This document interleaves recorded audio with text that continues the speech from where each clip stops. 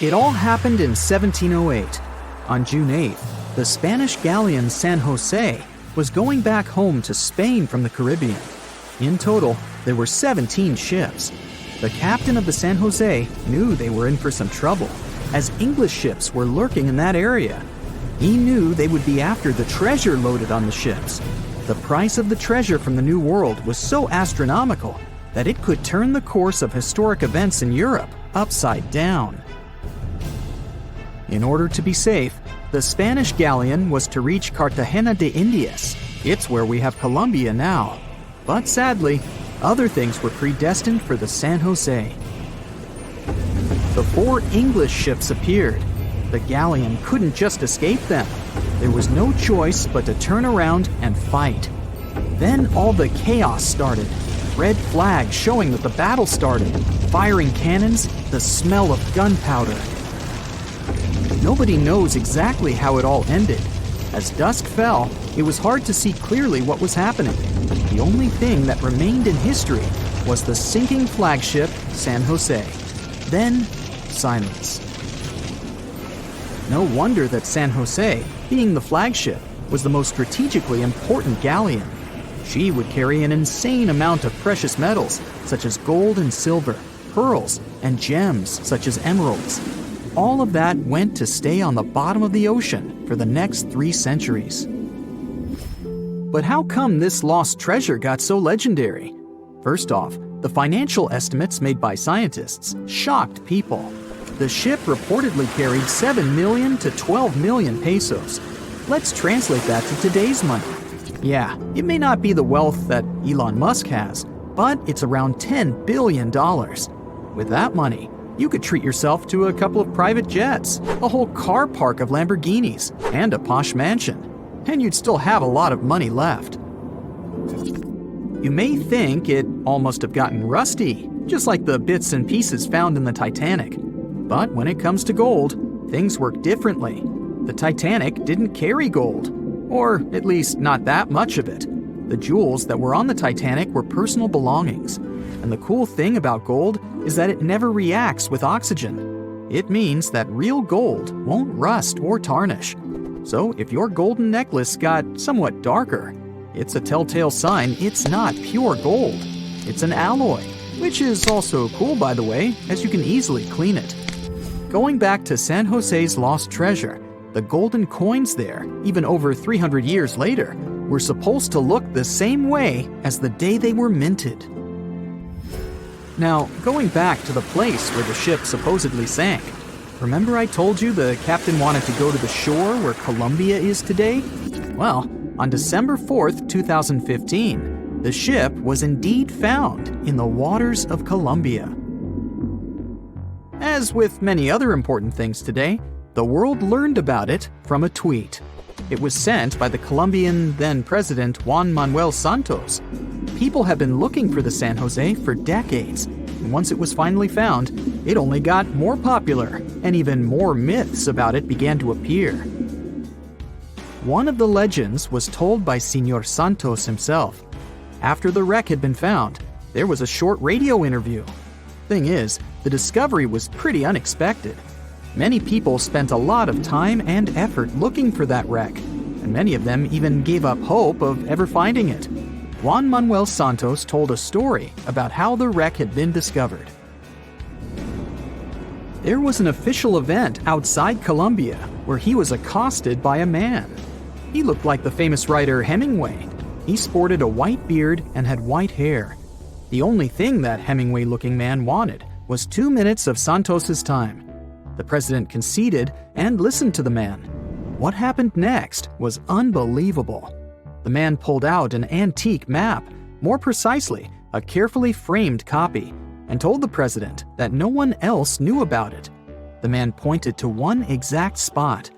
He said that it was the exact location of the treasure, and that that place didn't appear on any other map. He guaranteed that he knew where the treasure was. The story sounded crazy and swashbuckling. Whoever that man was, he turned out to be right. His identity remains a mystery for everyone, but somehow that man found the funding, determined the area to be inspected, and even made his way to meet the president. Right, the San Jose was stuffed with gold, and whoever found it would get filthy rich for the rest of their life. But let's face it, there's no way an ordinary person could ever discover such a treasure, as it requires too much effort and too much funding. But what if you're into treasure hunting, and you want to go and find some treasure chests somewhere? Well, I guess I have a story about ordinary people looking and even eventually finding real treasure. Meet Forest Fenn, an eccentric millionaire who hid a $1 to $5 million treasure. The exact worth was unidentified. You see, even Mr. Fenn himself said he never tried to appraise it. Inside the chest, there were 265 American gold eagles and double eagles, ancient coins, gold nuggets, you name it.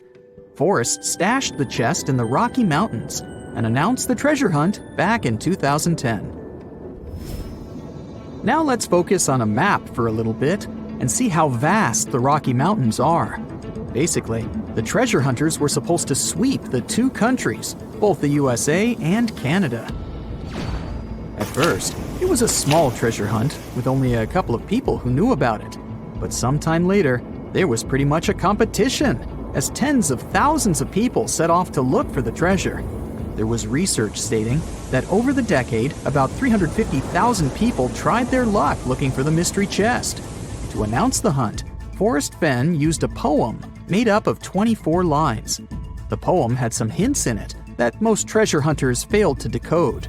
It was so well hidden that it took 10 years to finally discover it. There was also a blog called Thrill of the Chase, and on June 6, 2020, Mr. Fenn finally posted the long-awaited news. The treasure had been found. Forrest himself admitted that anyone who read the instructions from the poem carefully could find the treasure.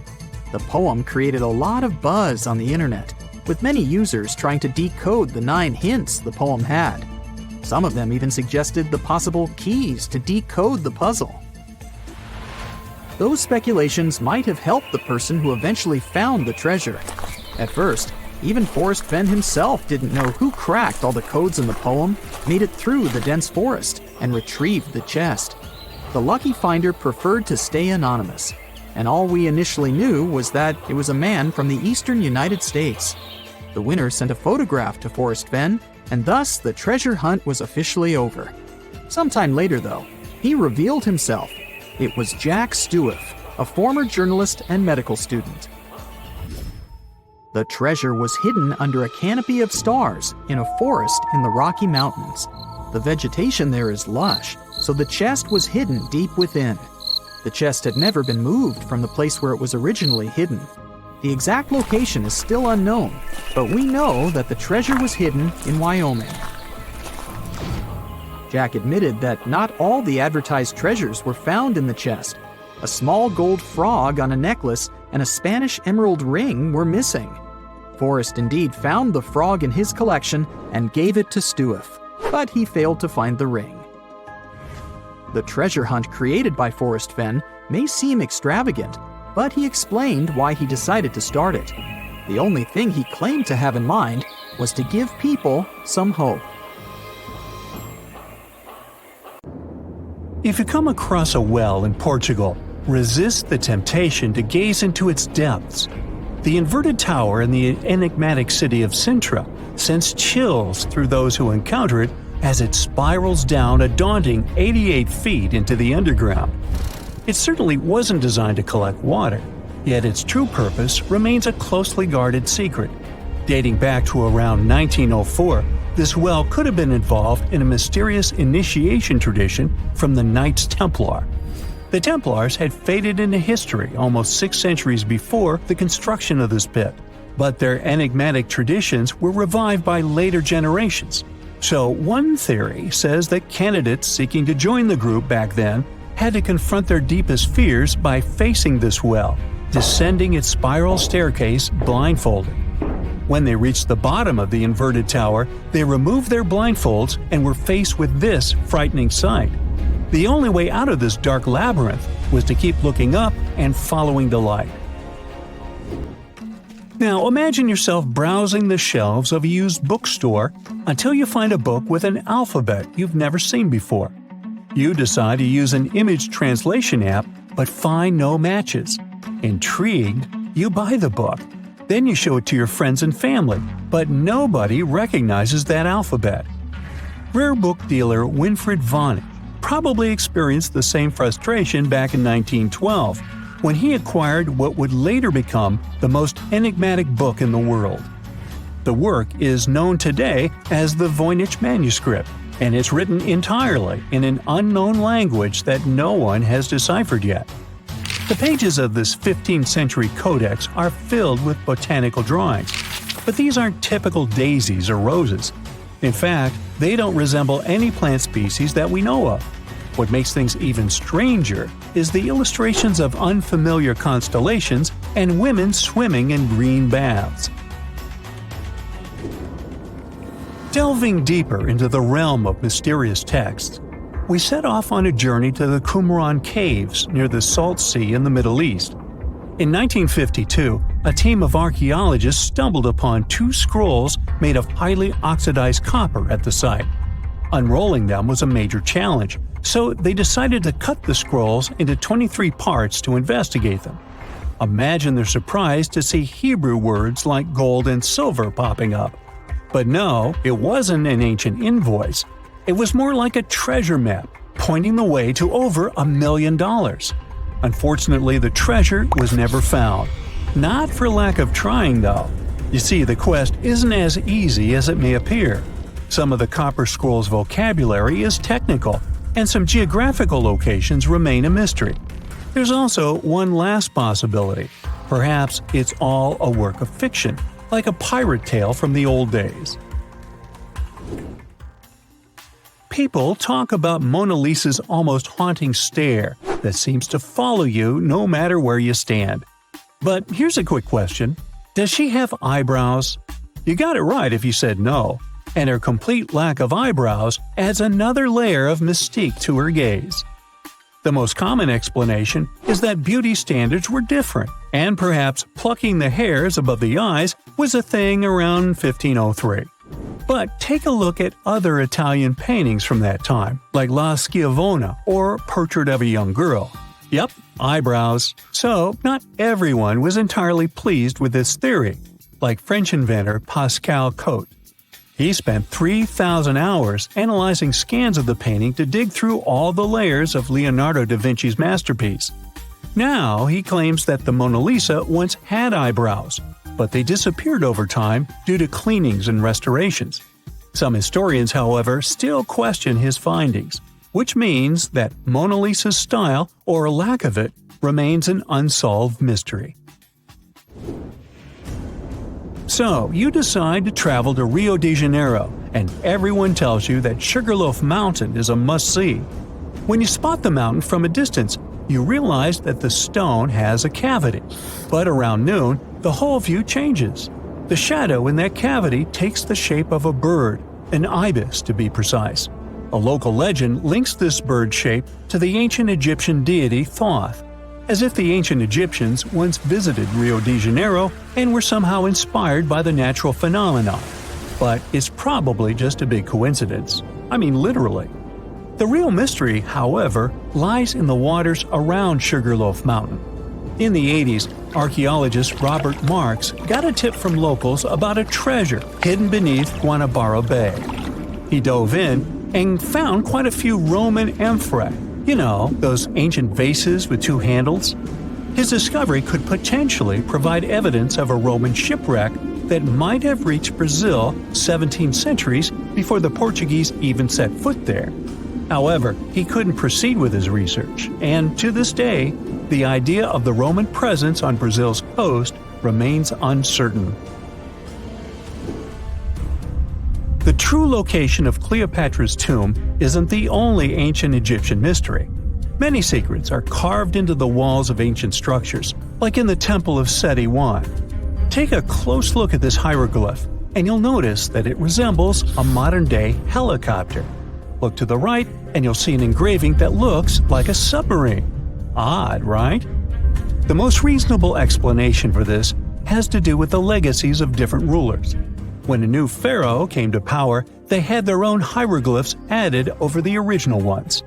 But this is still a topic of debate, as some Egyptologists believe that these mysterious hieroglyphs may represent some kind of ancient technology. The same applies to the Dendera light. The image found in the underground passageway of the Hathor Temple is a subject of significant controversy in Egyptian history. Some researchers suggest that the inscription simply represents a rising sun, while others interpret it as evidence of some kind of modern lighting system. And it does indeed resemble Crookes' tube, one of the early experiments with electrical discharges. Although there's no concrete evidence of ancient Egyptians having modern electricity, some historians believe that this theory could help explain why many discovered tombs don't have any residues left behind from the use of oil lamps or candles. A lot has been said about the mysterious pyramids of Egypt, but many people tend to forget that other inexplicable structures had already existed even before them. Our next stop takes us to Turkey. The top of a hill known as Gobekli Tepe, near the city of Urfa, holds an ancient secret. It features more than 20 circular stone enclosures dated back over 11,000 years. Many of these have heavily carved stone T-shaped pillars adorned with eerie human figures with folded hands. The most accepted theory is that it's the world's first temple, likely used for rituals or social events. But the greatest mystery lies in how it was built, as this site existed before the domestication of animals or the use of metal tools. So the construction must have been very difficult, challenging our understanding of the historical timeline. Now, I hope you're not afraid of heights, because we're about to take a flight over the Nazca Lines. You've probably already heard about these massive, mysterious drawings etched into an arid region of Peru. They come in many different shapes, like a spider, a monkey, and even a Google-eyed ET that is probably just a fisher. Anyway, this story got some fresh chapters in 2022 when an additional 168 new drawings were discovered. The original ones could only be seen from the air, but these new ones are much smaller and can be observed from the ground. However, one thing they have in common is that their purpose remains totally unclear. Some might call them the largest-scale calendar in the world. Others suggest that they served as a tool for agricultural purposes. Of course, many theories have emerged in an attempt to give the Nazca Lines a meaning, but the truth is that they remain some of the most important unsolved mysteries in history. If we're happy enough finding a few bucks we forgot about in our pockets, just imagine stumbling across $13 million in a place you'd never expect. That's exactly what happened to a group of diamond miners working in the Namibian desert. In 2008, they found this incredible treasure inside a shipwreck that happened over 500 years ago, and the story behind this abandoned vessel is packed with mysteries. It all started back in 1533, when the Portuguese built this special trading ship. This model was believed to be a part of a newer class of vessels that were bigger, more efficient, and tougher than the ones that came before. Portugal really needed that, since they were dominating trade all over the seas at the time. So the main purpose of this ship was to support those long-distance expeditions during this super prosperous era. On March 7th, the Portuguese decided to test their impressive new ship, and on that fresh spring day, big vessels sailed down the Tagus River and out into the Atlantic, with flags flying and colorful fabrics draping from their tall masts. Off they went, leaving Lisbon, the capital of Portugal, and heading for Western India. At least, that's what researchers think, since this was a pretty common route for them back then. Most of the time, the Portuguese were after spices. In the early 1500s, it was pretty hard to find things like cinnamon, ginger, cloves, black pepper, and turmeric in Europe, so they had to go to India for them. Unfortunately, one of the ships never made it to its final destination. In fact, to the despair of the Portuguese court, this vessel completely vanished, leaving no sign of a shipwreck. And none of the roughly 300 people on board were ever found. Could they have strayed so far off course that they ended up in the Americas or on some island along the way?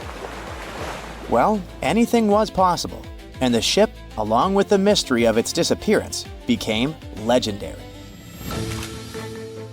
Fast forward over 500 years to 2008. Diamond miners were doing their thing on a coast near Oranienburg when they started finding some strange stuff while digging, like pieces of metal, wood, and even odd objects that looked like bronze pipes. That was definitely strange, so they called an archaeologist to figure out what was going on.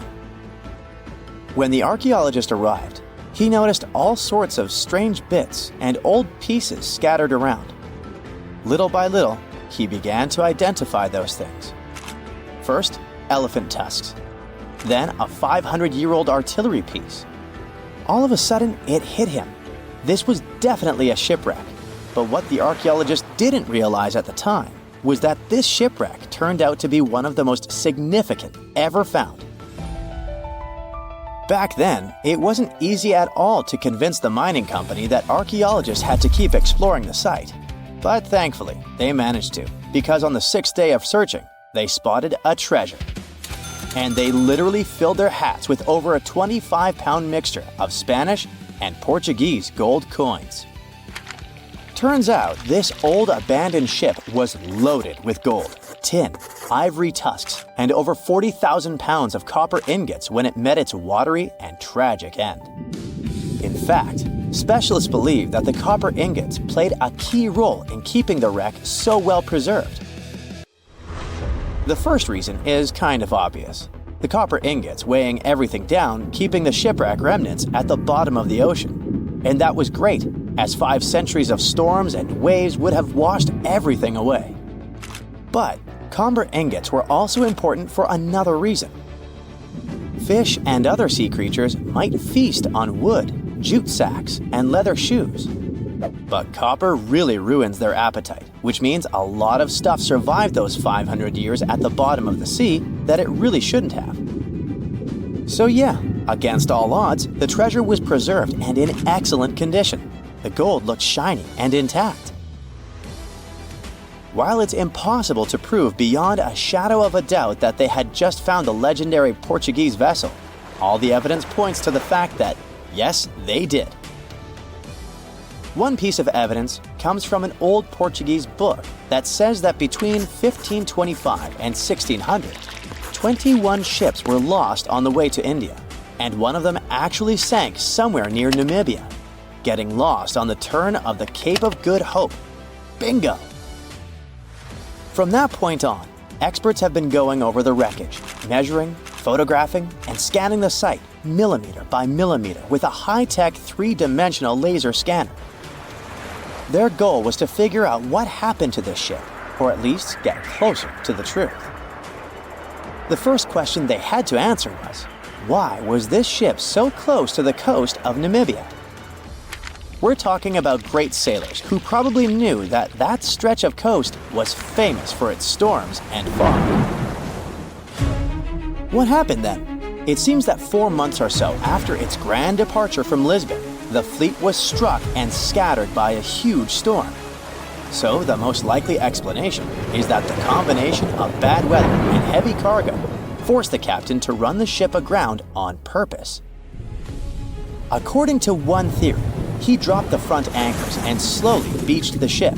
Then it hit an underwater rock in the surf, rolled over in the big waves, and all attempts to free it failed. It began to break apart, starting with the upper structure. At that point, the treasure chest fell out of the captain's cabin and sank down to the seabed. It eventually got crushed and pinned down, but it was also protected by a big piece of the ship's side that broke off when the hull fell apart. Okay, but what about the people on board? Winter storms along the Namibian coast can be brutal, with winds over 80 miles an hour and huge waves, making it nearly impossible to get ashore. But if the storm calmed down at some point, it is possible that the shipwreck had survivors. I mean, some human toe bones were indeed found, suggesting at least one person didn't make it. But these were the only human remains that were recovered.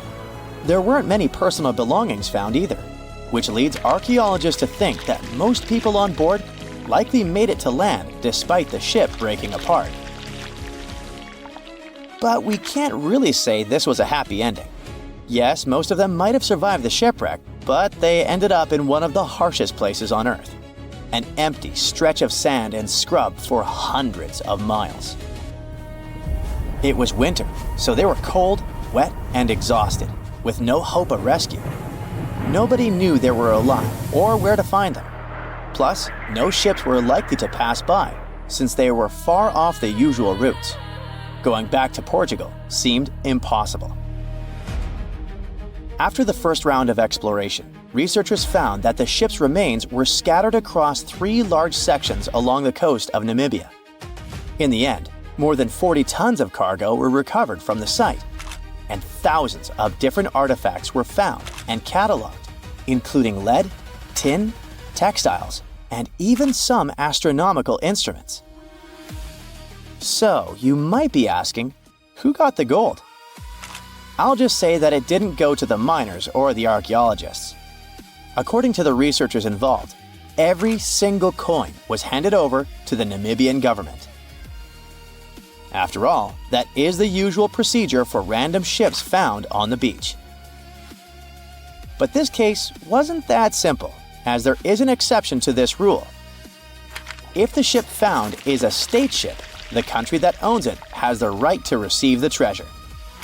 In other words, everything they found inside this old abandoned vessel actually belonged to Portugal, no matter that it all happened ages ago. But the Portuguese leaders apparently allowed Namibia to take the lot. A ship filled with gold and other treasures worth over $13 million was found in the middle of the Namibian desert after almost 500 years. The worker who found it was actually looking for diamonds, but ended up with something way more valuable for history. There were some blocks of copper, some wood, pipes, and elephant tusks. The miners called for an archaeologist, who soon realized it wasn't a disturbed beach like they thought, but a shipwreck. All evidence showed that it was a Portuguese trading vessel, Bom Jesus, that went missing in the 16th century. Experts believe it was a special kind of ship that was bigger, stronger, and better than older ships from Portugal and Spain. These ships were built to take Portuguese explorers on long trips to distant places like India, China, and Japan, and come back with tons of cargo. The Bom Jesus was likely carrying treasures from Lisbon, Portugal, to Western India. But it looks like on its way around the southern tip of Africa, near Namibia, a big storm pushed the ship too close to the shore. The ship hit a rock, tipped over, and broke apart, sinking into the ocean. Archaeologists found treasure from the captain's chest under the water, which probably fell out when the ship's wooden hull broke. They also found pieces of the ship scattered along the shore, likely from the violent storm and later by construction in the area. The storm must have been very fierce, but they didn't find many bones, which means most of the crew may have survived or were lost at sea. The ship was split into 3 sections and incredibly well preserved, thanks to the thick layers of sand that covered it and prevented rot. Archaeologists who studied the wreck discovered over 40 tons of cargo. There were cannons, swords, blocks of metal like lead and tin, fabrics, and tools that sailors used to navigate the stars while traveling across the ocean. The most exciting discovery was 1,845 copper ingots, weighing as much as 16 to 17 tons altogether. Those copper ingots, or pieces of pure metal, are still in great condition because the hull of the ship and layers of sand protected them from ocean water. The scientists even managed to read the trademarks on them on site and learned they were made by a super wealthy German trading company. There were also more than 2,000 shiny gold and silver coins from different countries, and 105 enormous elephant tusks weighing about 2 tons. The tusks were likely supposed to become luxury items, like jewelry or carvings at the destination. Archaeologists took some DNA samples from the tusks and found that they came from West African forests and savanna elephants. Researchers were lucky that the ship was found in a restricted diamond mining area. No scavengers were able to get their hands on the treasures. The Bom Jesus remains the oldest and most valuable shipwreck that was ever discovered off the western coast of sub-Saharan Africa. Another shipwreck recently found by accident was buried under a 10-foot tall sand dune near the Caspian Sea. Some people call it the world's largest lake, and it has water levels that rise and fall over time because of the changes in weather patterns. These changes can move sand and uncover things like this shipwreck and other treasures along the coast.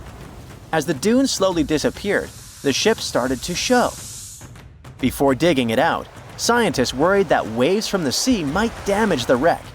To protect it, they built a wall using thousands of sandbags to keep the waves away. When the ship was uncovered, they discovered it was a 3-masted, 92-foot-long merchant ship with a strong double hull. Wood samples showed the ship was built in the 18th to 19th century using trees like Scots pine, spruce, and larch from the Volga River area or the Caucasus. They even found buckwheat and plants from the same region, which were probably traded or used to feed the sailors. It proves that the ship was part of a group of merchant ships that once sailed the Caspian Sea. An amateur fisherman who was 20 feet under the sea off the coast of Turkey noticed some huge metal remains. He had an underwater camera, so he made footage of the discovery and took it to scientists. They immediately started an investigation and learned that it must be a shipwreck from the first decades of the 20th century. It could be one of the Ottoman Empire ships that had an important mission to deliver supplies, but disappeared without a trace. Scientists got permission to study this Black Sea wreck in detail to learn more about its mysteries. They're hoping to find its shipyard documents to find some answers, as the ship itself is in terrible condition and is tricky to work with. Robot submersibles that belong to an oil and gas company noticed hundreds of intact ancient storage jars sitting on the seabed in the eastern Mediterranean. Experts think those jars are 3,300 years old. This makes the find the oldest shipwreck from the deep sea. The jugs were probably used to store oil or other agricultural products like fruit. This proves that the people who made them organized maritime trade and had incredible navigational skills. It looks like the ancient mariners managed to traverse the Mediterranean Sea without a line of sight to any coast. All they could see was the horizon, so they must have used the sun and other stars to find their way. Off the coast of Sicily, under 20 feet of sand and rock, archaeologists found a shipwreck so old that they aren't even sure what materials were used to build it. They think the ship is from the 5th or 6th century BCE, which means it's over 2,500 years old. This ancient ship wasn't alone. Researchers also found 2 iron anchors shaped like an upside-down T from around the 7th century of the Common Era, and 4 stone anchors from prehistoric times nearby. One of the stone anchors was broken and may have had wooden pieces attached to help it hold on to the seafloor. They figured out that the ship itself was built using the on-shell technique.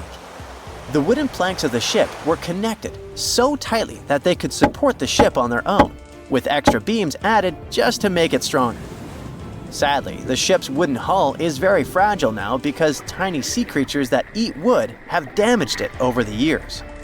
Scientists are being extra careful as they study it to make sure it doesn't fall apart.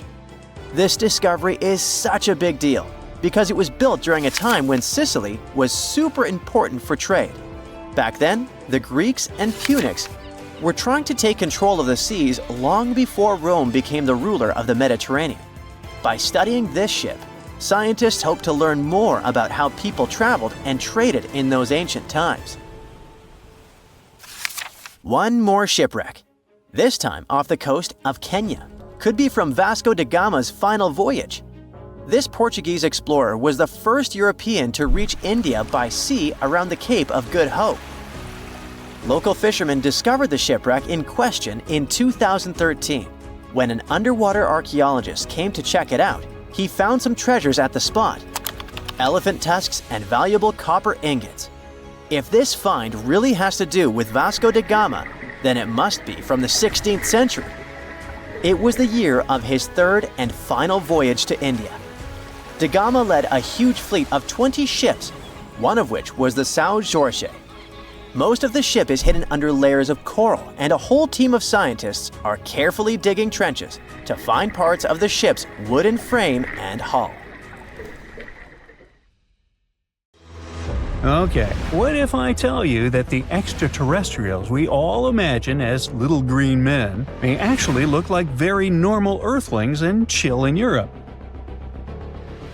This is the Iberian Peninsula, and people living there are under suspicion. Ooh. Here's the reason.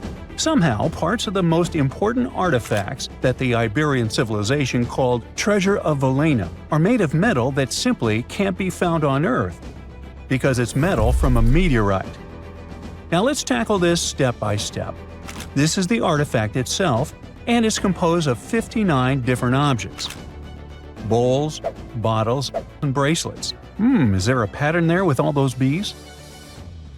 In total, the find weighs around 20 pounds, of which 18 pounds are 23.5 karat gold. Now, if you're not a metal specialist, I'll clarify it for you right away. For comparison, 23 karat gold is 95.8% pure gold, so 23.5 karat is even purer. The remaining percentage goes to other metals to help add strength and durability to the precious alloy. There was also silver, iron, and amber in that set. The artifact could have been pretty straightforward, but for these two, let's call them imposters. Look at this wrought iron bracelet and this hollow hemisphere. Can you see that? Those rusty lines on the hemisphere and the overall weird color of the bracelet do stand out, since everything else is made of purest gold. This all started back in 1963, when a researcher noticed a dark leaden metal among the shiny bowls and bottles. The metal was shiny in some areas and covered with a ferrous-looking oxide that was mostly cracked. Now, just so you understand, gold does not usually act this way. Gold is one of the least reactive of all metals, so it won't even tarnish, let alone rust. To figure out where this suspicious iron came from, researchers turned to mass spectrometry, which checks out the mass-to-charge ratio of molecules. Their findings showed that the nickel in the iron is similar to that found in meteoritic iron. Simply put, the bracelet and the hemisphere are of extraterrestrial origin. Ooh. Now, the exact age of the trove is hard to determine, yet it's crucial. We need to know the exact age to see if it coincides with the start of the Iron Age in the Iberian Peninsula. If it does, then no further questions here. But if it doesn't, well, it's, at the very least, weird, if not suspicious. So there's this three-age system. It comprises the Stone Age, then the Bronze Age, and then the Iron Age. The Stone Age is of no importance here, so let's compare the Bronze and the Iron Ages. The Bronze Age began when it was realized that combining copper and tin produced a material that was more durable than either metal alone. This era was all about major upgrades in tools and weapons, but two standout inventions were writing systems and the wheel. Then came the Iron Age. This time was all about slowly bringing iron into everyday life. Iron was way easier to shape into cool designs than bronze. Now, this was a big deal because iron, especially transformed into steel, provided significant improvements in all aspects of life. Tools became lighter, cheaper, and stronger compared to their bronze equivalents. You get it? Good. So, researchers have long debated whether the treasure dates back to the post-Argaric era or the latter part of the Bronze Age. The most recent study claims that those artifacts were created in 1400 to 1200 BCE, and something really doesn't add up. First off, the Iron Age began around 500 years after these artifacts were crafted. Plus, ancient craftsmen couldn't know back then how to work with metals that landed on Earth approximately 1 million years ago. And while the dates are really hard to explain, there is a logical explanation for the craftsmanship. The theory here is that those metal workers simply had access to the fallen meteorite, and thus they could study it well and discover its properties before using it for decorative purposes. They could have figured it out through trial and error, and once they knew exactly how to work with this extraterrestrial metal, they proceeded to adorn the artifacts with it. Plus, there were the Phoenicians, who contributed to their craftsmanship. Now, it's true that the Iberian people have been processing metal and making pottery long before the Phoenicians settled on the peninsula. But the arrival of new metalworking techniques and the introduction of the potter's wheel enabled them to produce better quality goods much faster than before. So, we figured out the extraterrestrial origins of the Iberian artifacts. But guess what? This area is still under suspicion.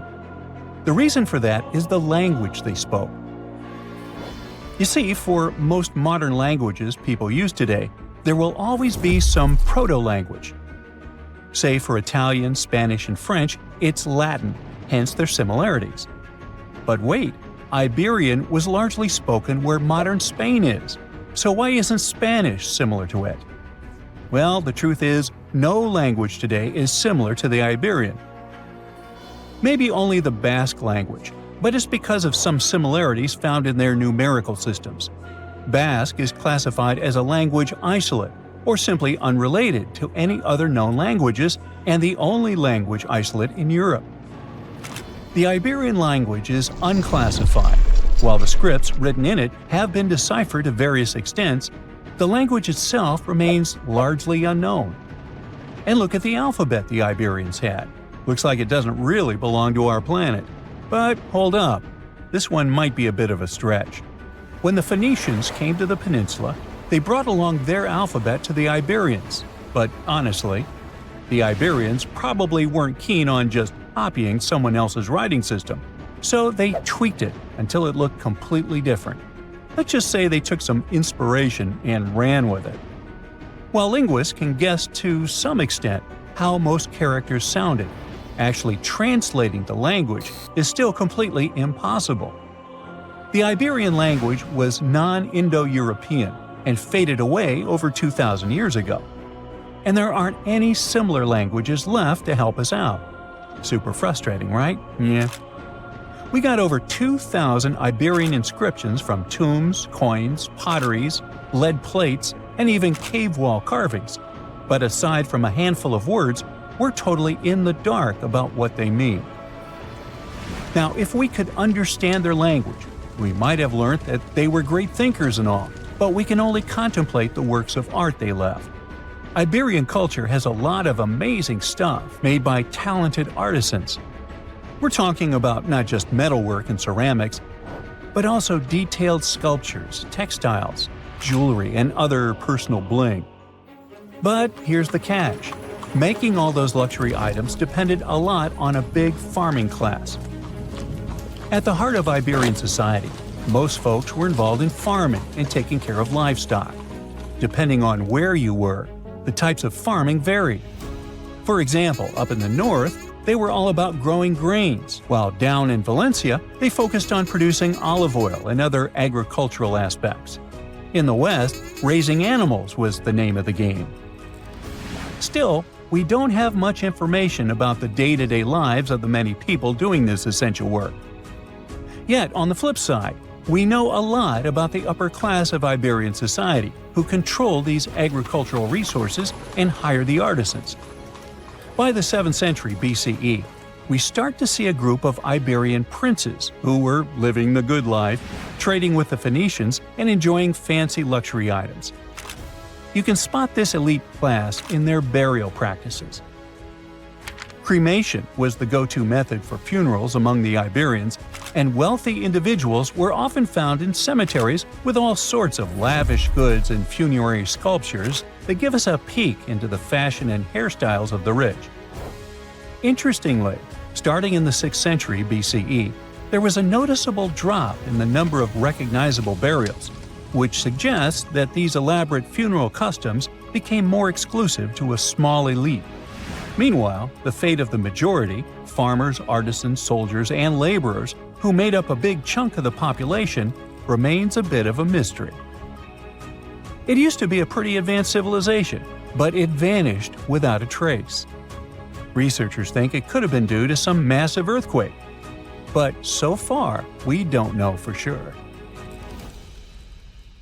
Scientists have discovered a never-before-seen pyramid immersed in the sands of Judea. After a little digging, they discovered that it held treasures that had been untouched for over 2 millennia and historical secrets that we can only now access. At the Zohar Fortress site, 2,600 feet above the Dead Sea, archaeologists were searching for manuscripts that would provide new information about the history of the site. The excavation was originally part of a long-standing campaign launched by the authorities. Its goal was to protect the sites from looting and unauthorized excavations. What they didn't expect was to find a pyramid-shaped structure built on top of a hill, made of hand-cut stones, each weighing hundreds of pounds. At first, the experts thought it was just a tomb, but they soon noticed the shape of the original walls and understood that the mound was a construction. They immediately realized that someone had dug into the top of the structure, probably looters who had spotted something valuable there.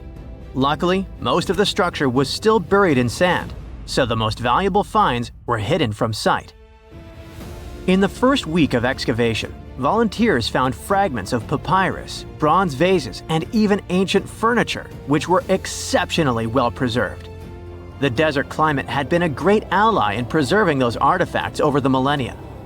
With little humidity in the air, mold cannot form. So, organic materials such as wood and fibers are protected from cracking and deformation. Hypotheses suggested that the pyramid had been built during the First Temple period. However, new discoveries have shown that it's more recent, from the Hellenistic period. Considering this and the fact that the structure dates back 2,200 years, it's believed that it probably appeared shortly after the death of Alexander the Great, the famous ancient Greek king of Macedonia. At that time, his generals divided the former Seleucid Empire. Ptolemy took control of Egypt and the surrounding regions, including the Dead Sea area, while Seleucus took control of the north, which is now part of the Middle East. It's still not known for sure whether the pyramid was built under the rule of the Ptolemaics or the Seleucids. Both Ptolemaic coins and coins from the Seleucid kingdom have been found at the site. Even so, many scholars believe it was built when the region was under Ptolemaic control. Evidence also suggests that the building, despite its longevity, collapsed at some point. But that's not why it was abandoned by the ancient Egyptians, which begs the question of what purpose it was built for. Some believe it was used as a tomb due to its picturesque location on top of a hill. Others believed it may have served as a historical monument. However, one of the strongest theories is that the pyramid was a guard tower, protecting an important trade route along which salt and bitumen resources from the Dead Sea were transported to coastal ports. They also believe it may have been used by Ptolemaic officials to collect taxes from travelers. It would be something equivalent to our modern-day toll booths, or even port inspection agencies. Although the contents of the papyrus documents remain a mystery, it seems very likely they were written using the Greek alphabet, and some experts believe that they may have been tax documents, which would make perfect sense, given the theory that the pyramid was a guard tower. The team calls it a fascinating historical mystery that the dig is helping to unravel, but the find is just a grain of sand in an entire desert. The dig is part of a larger project that's been going on for a long time. And in the last 8 years alone, it has scanned 111 miles of desert cliffs and identified approximately 900 caves within that radius. Using rappelling equipment, advanced technology, and specialized documentation methods, archaeologists discovered thousands of rare items, such as hidden scrolls, woodworking tools, carpets, leather goods, and even treasures. For them, the Judean Desert is an ancient vault just waiting to be opened to reveal its secrets. A few years before they found the mysterious pyramid, they discovered a cave that had served as a refuge for Jewish rebels almost 1,900 years ago. The site was about 262 feet from the top of a cliff and because of its difficult access, it hadn't been explored yet. Inside, they found previously unpublished fragments of the Dead Sea Scrolls that contained religious passages written in Greek. 11 lines of text were reconstructed thanks to the good condition of the papyri. So, scientists were able to identify their etymological content. Probably the best thing, there was no problem with preservation. Thanks to the dry and hot conditions of the desert, the artifacts were in impeccable condition. And there were other historical treasures there. The teams found rare coins, a partially mummified skeleton over 6,000 years old, with skin, tendons, and even strands of hair. There was also a giant basket made of plant fibers, considered the oldest in the world, more than 10,000 years old.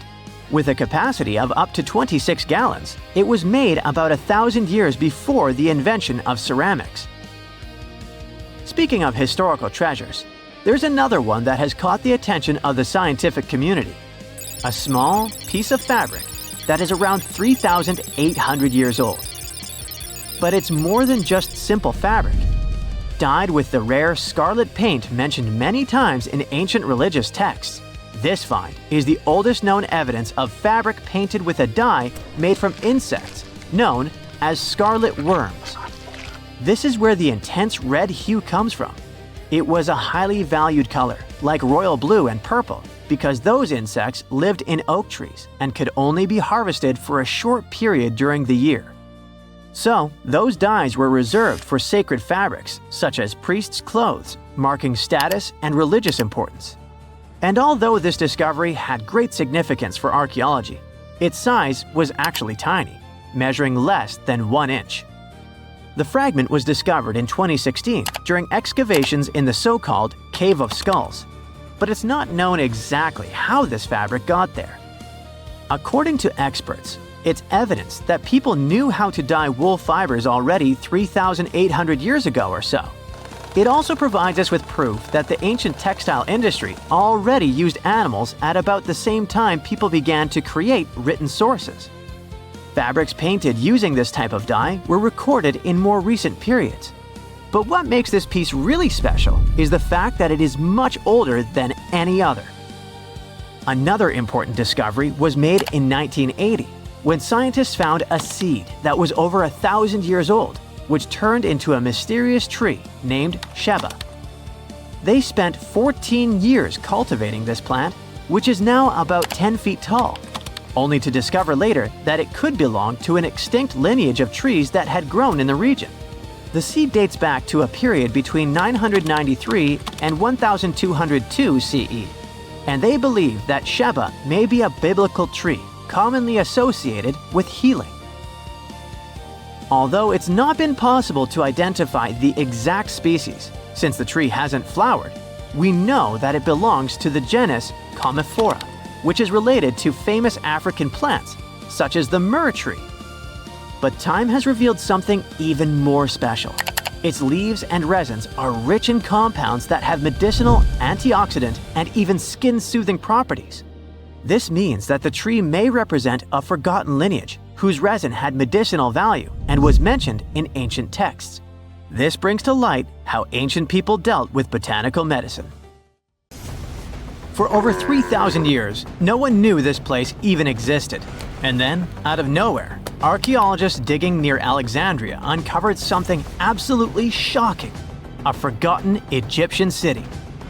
This place is buried under Greek ruins, hiding secrets that could rewrite the history of pharaohs and their armies. And one of the artifacts, which looks like a simple wine jug, changed everything. We thought that we already placed all the important parts on the map of ancient Egypt: pyramids, Thebes, Luxor, Alexandria. But nope, the map just got an update. The new city was a big deal, and it's about 3,400 years old. It's just been discovered at the site called Com el Nugus. This place is located west of Alexandria and tucked between the Mediterranean and a saltwater lake called Lake Mariut. This discovery raised a few eyebrows. Scientists thought that this place used to be empty and that it was only settled by the Greeks in about 332 BCE. But it turns out that people lived in Com el Nugus way before that. When archaeologists were digging through Greek ruins, they started noticing something unexpected. Mud brick walls. Yep, you know, the pyramid type. That's the kind Egyptians built during the New Kingdom. These mud bricks were made from mud, clay, sand, and straw. These ingredients were mixed with water and dried in the sun, not baked. Egyptians used them for thousands of years to build houses, temples, palaces, and yes, the pyramids. Of course, other civilizations did use mud brick too, but Egyptian mud brick is kinda quirky. They used straw that grew in their regions, layout styles, and mortar. That's what helped the experts realize that Egyptians used to hang out in Qom el-Nugus. That alone raised eyebrows, and then they found more. An entire street layout, buried structures, and even a temple built by Ramses the Great himself. His name speaks for itself. This guy was one of the most famous pharaohs in all of Egyptian history. He ruled ancient Egypt for 60 years, fought huge battles, and just loved building tons of stuff like that temple. People loved him so much that later pharaohs literally pretended to be him or wrote his name on their buildings. That's when archaeologists realized that they weren't looking at some dusty mud bricks of a tiny village. That's an entire buried city. They immediately started digging more. Turns out the whole place wasn't random. It was built with great care. The streets had drains to stop rainwater from damaging the soft mud-brick walls. There were also small tomb chapels with writings about soldiers. This suggests this place might have been the military base, and that changes a lot. In ancient Egypt, when the military showed up, there must have been a reason. So what was it? Protection, conquest, control of something important? In the case of this city, it was probably about wine, water, and trade on the edge of the desert. What's even crazier is that we still don't know just how big it was. The team has only uncovered part of it so far. There could be fortifications, warehouses, administrative buildings, or even more religious or royal structures waiting underground. We also don't know what this town was called in ancient times. That name is still buried.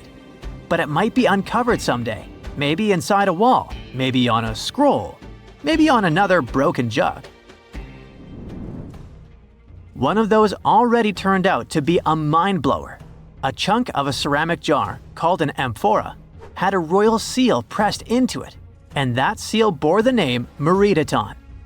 Princess Meritaton wasn't just anyone. She was the eldest daughter of Queen Nefertiti and the older sister of King Tutankhamun.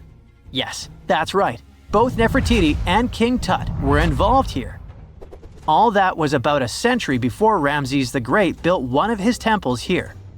Looks like the city was founded back in the days of another pharaoh, the pharaoh Akhenaten, husband of Queen Nefertiti, father of Princess Meritaton, and future king Tutankhamun. That guy, Akhenaten, was a bit of a wild card. He was the type who really gets weird about one of his interests. He tried to completely change Egypt's religion, forcing everyone to worship the sun disk called Aten instead of the usual deities.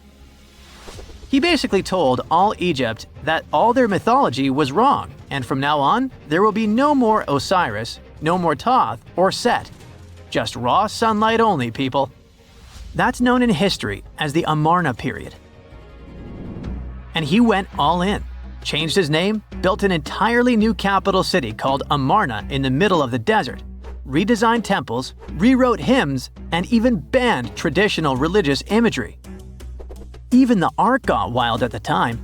People started getting elongated heads, belly rolls, and all that humanity and vulnerability carved into stone. It was deliberately weird. He wanted to show the family not as perfect gods, but as human vessels of divine light. Everyone had to awkwardly smile and play along because he was the pharaoh after all. The wackiest part is that after his rule, his son, Tutankhamun, reversed all the sun disk-related stuff. He literally changed his name from Tutankhaten, which means living image of the Aten, the sun disk, to Tutankhamun, which means living image of Amun, one of the great older deities. King Tut brought back the old deities, reopened the temples, and erased as much of Akhenaten's legacy as possible. Looks like his family didn't really like the sun cult after all.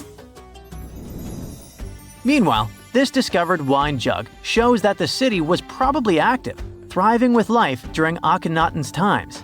That's huge. Up until now, there was no clear evidence that his radical ideas and projects extended all the way to the north. The jug also shows that vineyards and wine production reached all the way to the north in ancient Egypt. Wine really was a huge deal, worthy of placing a military base here. Princess Meritaton most likely used this jug. Just like with her brother, she was born into the sun and named after it. Her name, also spelled Meritaten, meant beloved of the Aten. As the eldest daughter of Pharaoh and his queen, born right into the middle of radical religious changes, she was raised to perform the future queen's duties. From her earliest years, she walked in temples alongside her mother Nefertiti, shaking the sistrum in solemn rituals. She was there when Akhenaten established his capital city, Amarna. He clearly loved his family. Meritaten's face was etched into its stone walls more than anyone else. In every temple, in every sacred scene, her figure appears, revered. Things get foggy in history after her father passed away. The throne wobbled. King Tut was very young, only 9 years old when he had to take new duties. Meritaten seemed to have been a brief step between her father and her younger brother. She married someone called Smenkhkare. History isn't even sure who that mysterious man was. Could have been a puppet, a phantom king in a crumbling dynasty. May have even been her brother. Whatever the truth was, these two took power and ruled together for a while. Meritaten got the title of the Great Royal Wife, a title of immense power. But Smenkhkare was a very short-lived ruler. He passed away just in about a year. There are some speculations among historians that Meritaten was the actual ruler, the informal female pharaoh, because her brother was too young. Some theories say that she raised Tutankhamun and became a sort of queen regent, mentoring the child who would be used to restore the old order. But all this is unconfirmed. It's very hard for historians to find information about that time because the Amarna period was later condemned. The successors wanted to wipe away Akhenaten's heresy and everything attached to it. This included Meritaten. So even if she ruled, even if she mothered Tut, they tried to bury her in the sands of history. In any case, perhaps this new uncovered city will tell us more about the mysteries of the Amarna period, one of the most chaotic periods of ancient Egypt. You're probably familiar with the saying, X marks the spot. It comes from pirate lore and adventure stories often linked with treasure maps. They may be out of fashion these days, but that doesn't stop countless antiquity hunters from searching through hills and fields daily. One such enthusiast didn't have a map with a giant X on it, but when his metal detector beeped on a sunny day in April 2025, he uncovered one of the largest buried coin hoards ever recorded. So, what kind of treasure are we talking about here, and what makes it so unique? The discovery was made by Romanian hobbyist Marius Mangia, who says he just wanted an excuse to get some exercise and fresh air. During one of those walks with his metal detector in a location 30 miles southwest of Bucharest, the device picked up a signal. As he began to dig, he found a handful of silver coins just beneath the surface. Though oxidized, they seemed remarkably well preserved. Oxidation happens when metal reacts with air or moisture over time, causing it to change color, darken, or develop a crusty surface. Just like a sliced apple darkens when exposed to air if left out too long. The pile of coins grew quickly. Soon, it was obvious they were all packed into a ceramic jar. The final count was nearly 1,500 silver denarii, Roman coins likely buried around 1,700 years ago. However, these denarii date from the reigns of emperors Nero to Marcus Aurelius, covering over a century during the Roman imperial period, which means they're almost 2,000 years old. The presence of coins from multiple emperors suggests that the wealth was accumulated over many years. The Roman money system had a bunch of different coin types, so finding only silver denarii in the stash is a bit odd. It would be like burying $15,000 in cash, but all of it $10 bills. It could mean that the original owner was a traitor. Maybe he was hiding his profits during dangerous times. Perhaps it was simply someone's life savings. Depending on the emperor and the period, the value of denarius fluctuated quite a bit, so 1,500 denarii could have been either a comfortable retirement fund or not nearly enough. In the 1st century, 1 silver denarius could get you 12 loaves of bread, and if you have 5 of them, you could buy an amphora full of wine. An amphora was a large 2-handled ceramic jar used to store and transport wine, oil, or grain, and it seems to be the type of vessel in which this treasure was buried. Though amphorae were made in many different shapes and sizes, the Romans eventually standardized them as a unit of measurement, with 1 amphora being roughly equal to 7 gallons of liquid. The spot where the jar was buried wasn't tampered with.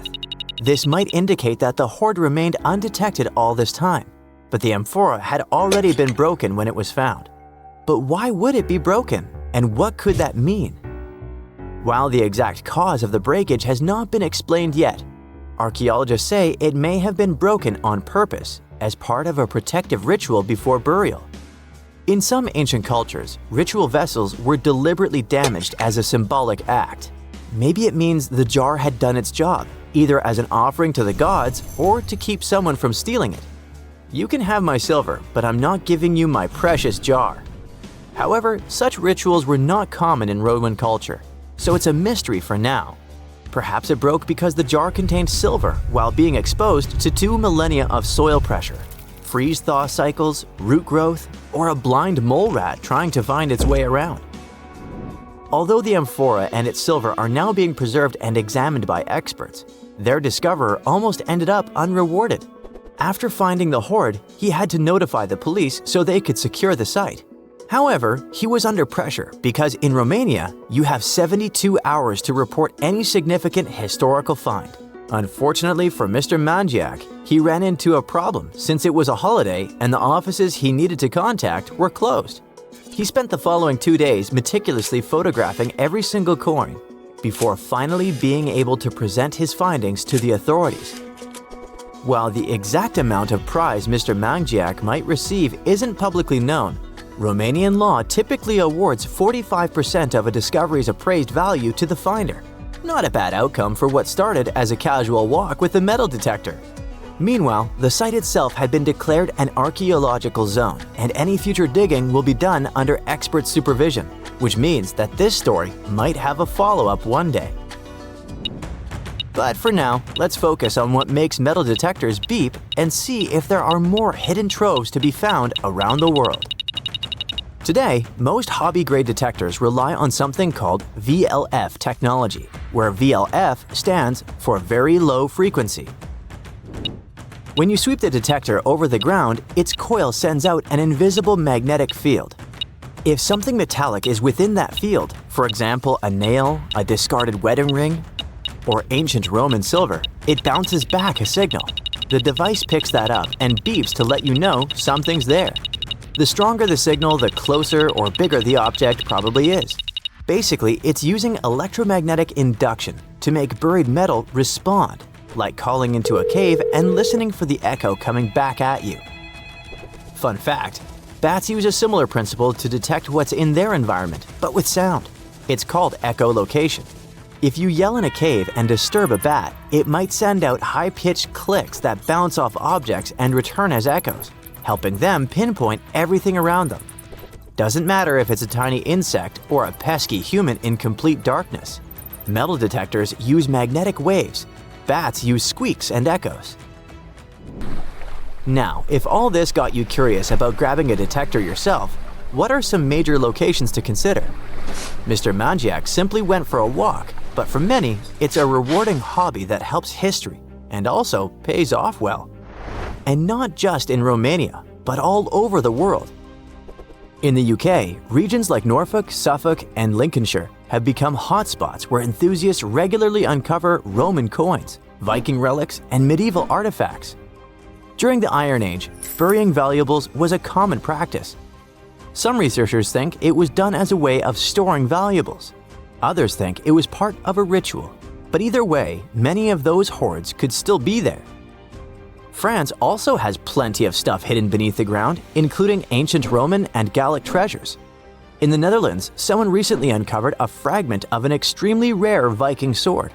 Scotland is no exception either, and findings like Peebles' Horde give additional insights into the Bronze Age. If you don't feel like venturing alone, there are organized metal detecting tours available in various countries, offering guided access to historically rich sites. That's if you're planning to search for lost relics. But what if you want to bury your own treasure chest and hide it from a metal detector?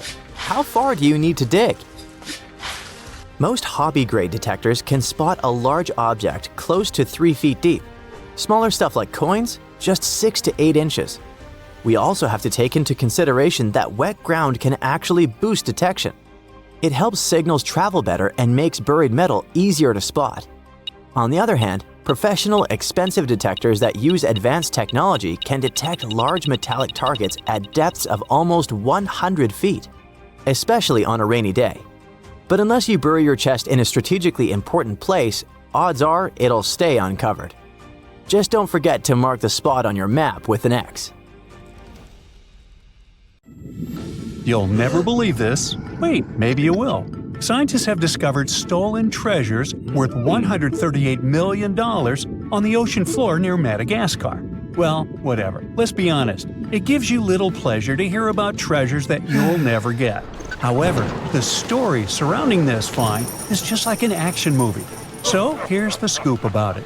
So let's see. Count them. 400 precious stones, including 110 diamonds and 250 emeralds, gold and silver bars, expensive silk, coins, relics, and many other valuable items. Even now, it seems like a jackpot. But for the 18th century, it was a real fortune, about $138 million by today's standards. In early 1721, sailors loaded all this stuff into a Portuguese treasury ship called the Nossa Senhora do Cabo. That's a mouthful. The Viceroy of Goa and the Archbishop of Goa also stepped on board. After that, the vessel sailed from Goa to Lisbon. The ship had not only economic but also diplomatic value. You probably already feel that something bad is going to happen to the boat. Well, good guess. Now, go buy a lottery ticket. During the voyage, the ship faced a severe storm. The waves rocked the ship and flooded it with water. The wind shook the masts. To increase their chances of surviving, the ship's crew needed to reduce the weight. Therefore, they began to dump their cargo into the sea. There were artillery shells among this cargo, and they were necessary for protection in case of enemies. It seems the crew didn't realize what a critical mistake they had made, but at that moment, they needed to stay alive. The ground appeared ahead. It was the island of Réunion. There, the ship waited out the storm and was ready to move on. But then another, more serious problem appeared. On April 8th, the ship, I'll call it the NASA from here on, met pirates. Of course, the boat with such valuable cargo should have been equipped with powerful means of protection. But almost all of those were thrown overboard by the sailors during the storm. They had little chance of getting out of that mess alive. The pirates they faced were among the most dangerous pirates in history. And you know why? Because their leader was Olivier the Buzzard Lavasour. Now, let's take a small sidebar because it wouldn't be enough to say only a few words about Lavasour. The Buzzard was one of the most mysterious and terrible pirates in history, worse even than the dread pirate Roberts. People are still trying to solve the mystery he left behind, but more on that later. Now, what do you think is the normal life story of any pirate? Let's see, they were probably born in poor neighborhoods and grew up in poverty and brutality. They were used to getting what they wanted by threatening people, so they started plundering ships on the seas and oceans. Well, Olivier Lavasour wasn't like that. According to some stories, he was born in the north of France sometime between 1687 and 1690 into a rich bourgeois family. He had everything people of that time could ever dream of. Well-off parents, a home, food, and a good education.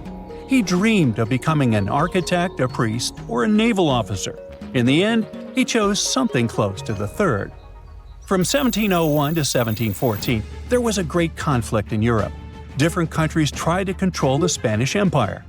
During this difficult period, the French king, Louis XIV, gave Lavasour a letter of marque. From that moment on, the future pirate became an official privateer of the French crown. Now, roughly speaking, a privateer is also a pirate, only working for his country. A privateer could use his vessel to attack enemy merchant vessels and had to share the spoils from those ships with the royal treasury.